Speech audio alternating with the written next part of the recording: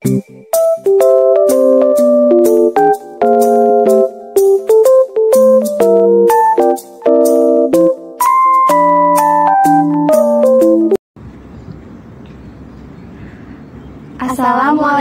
warahmatullahi wabarakatuh. Kami dari kelompok 1, sebelumnya izinkan kami perkenalkan diri. Saya Salsabila Putri. Saya Felicia Paulina Rebecca. Saya Chelsea Aura Anwar. Saya Ahmad Fauzan Faris. Saya Muhammad Alfariza. Oke, di sini kita akan membahas peranan SDM dan pendidikan dalam pembangunan. Oke, saya di sini ingin menjelaskan tentang pendidikan sebagai investasi. Pembangunan adalah proses berkesinambungan yang mencakup seluruh aspek kehidupan masyarakat, yaitu sosial, ekonomi, politik, dan kultural, dengan tujuan utama untuk meningkatkan kesejahteraan bangsa secara keseluruhan. Dalam proses pembangunan tersebut, pelayanan pendidikan sangat strategis. Pendidikan mampu menciptakan sumber daya manusia yang berkualitas. Untuk itu, peningkatan kualitas sumber daya manusia harus dilakukan. Dalam teori human capital berpendapat, pendidikan adalah investasi sumber daya manusia yang dapat memberi banyak manfaat, antara lain: 1. Kondisi kerja lebih baik dapat diperoleh. 2. Produksi dapat diefisienkan. 3. Kesejahteraan dapat diperoleh dengan pendidikan yang lebih tinggi. Pendidikan merupakan investasi penting dalam menghadapi masa depan dunia secara global. Untuk itu, pendidikan harus dapat menyiapkan generasi muda abad ke-21 yang unggul, berdaya saing tinggi, dan mampu bekerja sama guna mencapai kemakmuran bagi setiap bangsa dan negara di dunia.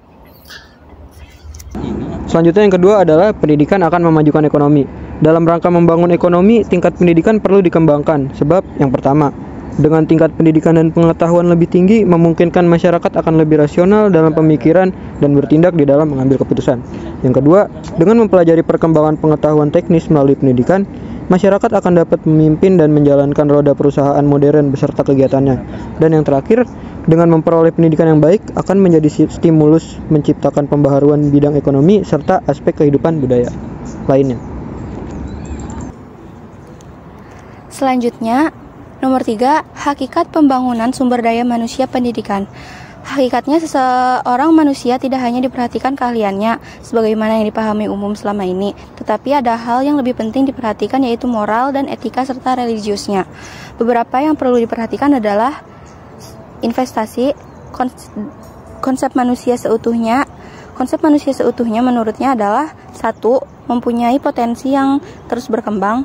2. Pendidikan dalam pembangunan. 3. Upaya meningkatkan kualitas manusia sebagai makhluk sosial. 4. Kualitas manusia dalam aspek kebangsaan. Dan yang terakhir, nomor 5, nasionalisme. Selanjutnya nomor 4. Nomor 4 ini ada manusia dan pembangunan. Manusia sebagai subjek pembangunan berperan aktif dalam pembangunan, yaitu peran sebagai perencana, pelaksana, dan sekaligus sebagai pengawas. Selanjutnya dalam uraian berikut ini akan dibatasi pada peran manusia dalam perencana, pendidikan, dan pengawasan pembangunan pendidikan. Perencanaan pendidikan adalah kegiatan memandang ke depan dan menentukan kebijaksanaan, prioritas biaya, dan sistem pendidikan yang diarahkan kepada kenyataan ekonomi dan politik untuk mengembangkan sistem itu sendiri dan untuk kebutuhan negara murid-murid. 5.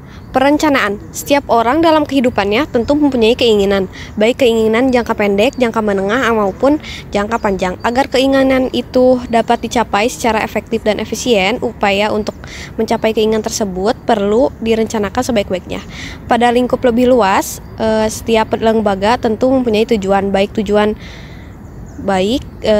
bagi tujuan jangka pendek, jangka menengah, maupun jangka panjang. Agar tujuan tersebut dapat dicapai secara efektif dan efisien, upaya untuk mencapai tujuan itu perlu direncanakan sebaik-baiknya. Sekian dari kelompok 1. Mohon maaf apabila ada kesalahan kata. Wassalamualaikum warahmatullahi wabarakatuh.